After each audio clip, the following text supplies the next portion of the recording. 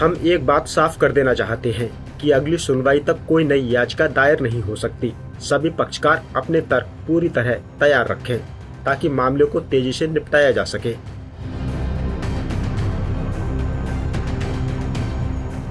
धार्मिक मामलों से जुड़े प्लेसेस ऑफ वर्शिप एक्ट पर ये कड़े आदेश दिए हैं। सुप्रीम कोर्ट में प्लेसेस ऑफ वर्शिप एक्ट से जुड़ी याचिकाओं पर और भी कई बातें कही हैं, जिसको सिलसिलेवार तरीके से इस वीडियो में हम बता रहे हैं।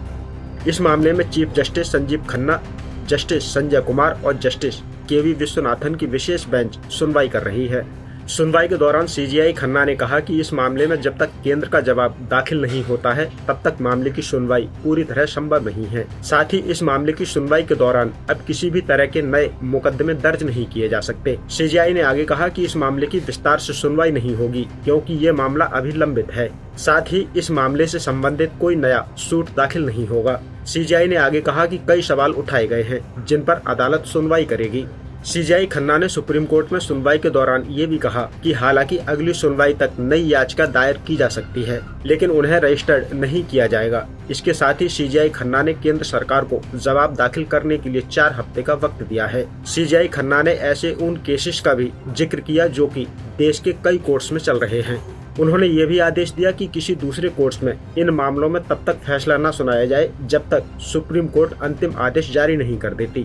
साथ ही कई दूसरे कोर्ट्स इन मामलों में किसी भी तरह के सर्वे का कोई आदेश दे सकेंगे। अब यहाँ ये भी जानना जरूरी है कि सीजेआई संजीव खन्ना ने आगे की याचिकाओं के दाखिल करने के बारे में ऐसा क्यों कहा। दरअसल सुप्रीम कोर्ट में इस मामले से जुड़ी कई याचिकाएं लंबित हैं, जिसमें एक याचिका अश्विनी उपाध्याय ने भी दाखिल की है। अपनी याचिका में अश्विनी ने सुप्रीम कोर्ट से मांग की कि प्लेसेस ऑफ वर्शिप एक्ट 1991 की धाराएं 2, 3 और 4 को रद्द किया जाए, क्योंकि ये प्रावधान किसी धार्मिक समूह के पूजा स्थल पर दोबारा दावा करने का अधिकार न्यायिक रूप से रोक देता है।